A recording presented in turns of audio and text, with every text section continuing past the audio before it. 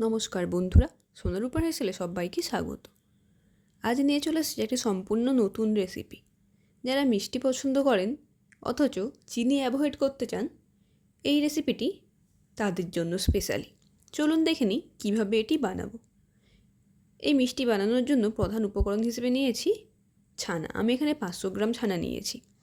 আমি এখানে খুবই অল্প পরিমাণ চিনির গুঁড়ো ব্যবহার করেছি। আপনারা চাইলে এটি স্কিপও করতে পারেন, বিনা চিনিতেও করতে পারেন। আর দিয়েছি 1 চা চামচ পরিমাণ এলাচের গুঁড়ো আর কিছু কেশর। 500 গ্রাম ছানার মধ্যে দিয়েছি 1 কাপ পরিমাণ দুধ। এবার সমস্ত উপকরণ ভালো করে মিক্সিতে পেস্ট করে নেব। পেস্ট বানানো হয়ে গেলেই আমাদের কিন্তু 80% কাজ কমপ্লিট। এবার অন্য একটি পাত্রে ভাপানোর জন্য মুখ বন্ধ পাত্র কিন্তু এখানে নিতে হবে। ওই মুখ বন্ধ পাত্রে নিচে এরকম একটি কলা পাতা সাইজ করে কেটে দিয়ে দিয়েছি। তার উপর কিছু পরিমাণ ঘি দিয়ে ব্রাশ করে নিয়েছি। এবার ওই ঘি লাগানো পাত্রের মধ্যে বানিয়ে রাখা মিশ্রণটি দিয়ে দিলাম। মিশ্রণটি দেওয়ার পর পাত্রটির সাথে ভালো করে আমরা এইভাবে সেট করে দেব, যাতে ভেতরে কোনো বাবলস না থেকে যায়।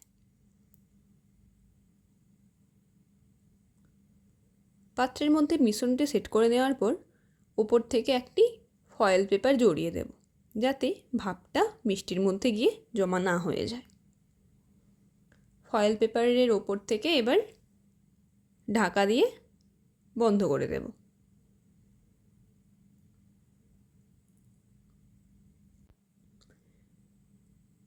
পাত্রের মুখ বন্ধ করার পর অন্য একটি পাত্রের মধ্যে জল দিয়ে স্ট্যান্ডের ওপর ওই মুখ বন্ধ পাত্রটি বসিয়ে দিয়ে ঢাকা দিয়ে দেব। গ্যাসের ফ্লেমটা আমরা মিডিয়াম টু হাই ফ্লেমে রাখব। 30 মিনিট ভাপিয়ে নিলেই কিন্তু রেডি আমাদের ভাপা সন্দেশ। ভিডিওটি ভালো লাগলে অবশ্যই লাইক, কমেন্ট, সাবস্ক্রাইব করবেন।